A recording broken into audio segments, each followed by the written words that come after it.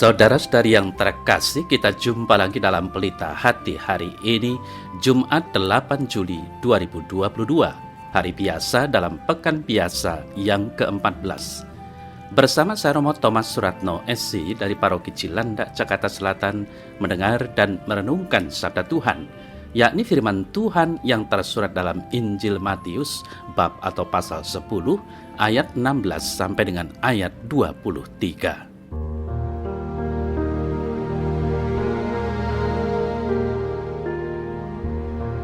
Pada suatu hari, Yesus bersabda kepada ke-12 muridnya, "Lihat, aku mengutus kamu seperti domba ke tengah-tengah serigala. Sebab itu hendaklah kamu cerdik seperti ular dan tulus seperti merpati. Tetapi waspadalah terhadap semua orang, karena ada yang akan menyerahkan kamu kepada majelis agama dan mereka akan menyesah kamu di rumah ibadatnya. Dan karena aku, kamu akan digiring ke muka penguasa-penguasa dan raja-raja sebagai suatu kesaksian bagi mereka dan bagi orang-orang yang tidak mengenal Allah. Apabila mereka menyerahkan kamu, janganlah kamu khawatir akan bagaimana dan akan apa yang harus kamu katakan, karena semuanya itu akan dikaruniakan kepadamu pada saat itu juga. Karena bukan kamu yang berkata-kata, melainkan Roh Bapamu.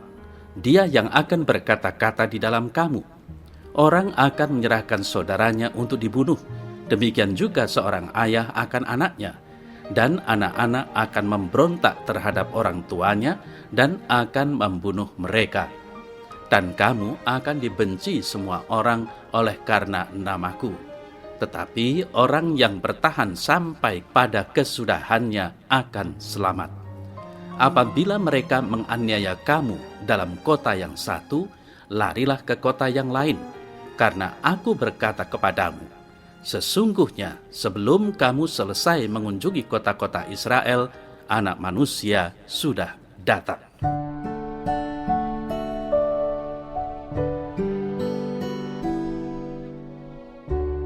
Saudara-saudari yang terkasih, Yesus sadar bahwa perutusan yang akan diemban para muridnya tidaklah mudah. Oleh karena itu mereka perlu mempunyai kecerdikan dan ketulusan. Walaupun ada banyak tantangan, tugas pewartaan harus berjalan terus. Para murid akan berjalan membawa kabar gembira, namun tidak semua orang mau menerima mereka. Mereka diutus seperti domba di tengah-tengah serigala, dan ini sungguh menakutkan, bukan?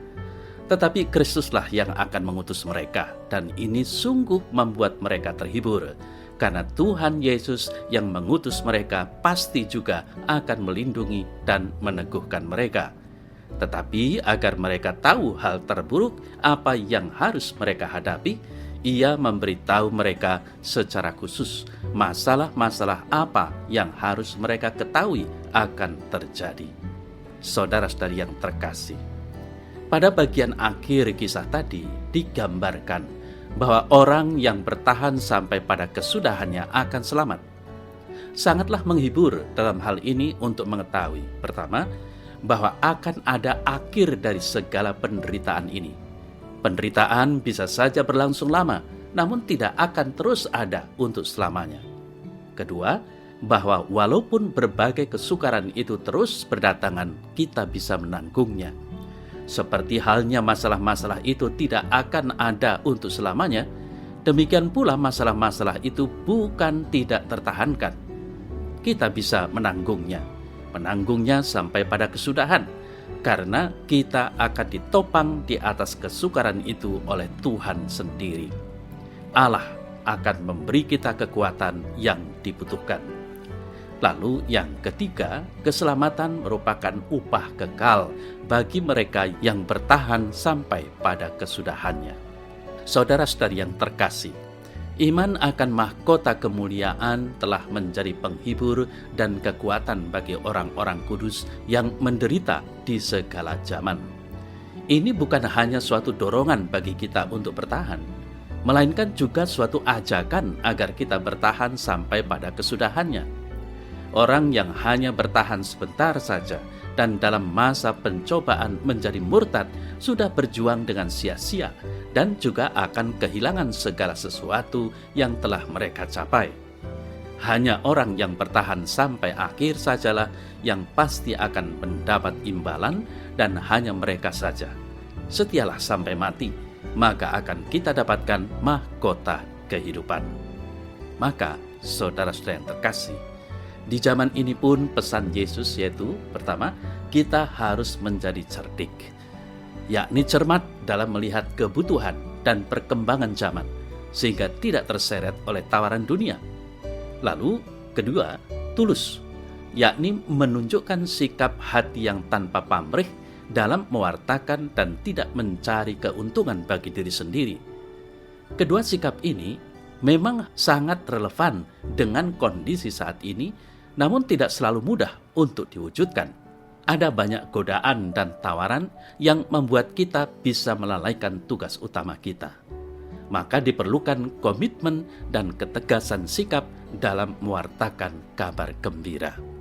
Saudara-saudari yang terkasih, kita diutus dan dibekali oleh Tuhan untuk terus bergerak maju. Untuk itu kita tetap harus membekali diri dan membina diri agar semakin cerdik dan tulus. Mari kita mulai mewartakan kabar gembira dengan memberi kesaksian hidup di mana saja kita berada.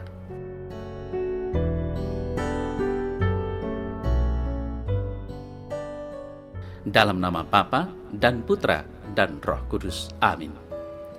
Ya Tuhan Yesus, berilah aku kekuatan akan kesetiaan dalam mewartakan Injil-Mu kepada semua orang yang kujumpai dalam hidupku. Terpujilah Engkau kini dan sepanjang segala masa. Amin. Semoga Allah yang Maha Kuasa memberkati saudara dalam nama Bapa dan Putra dan Roh Kudus. Amin.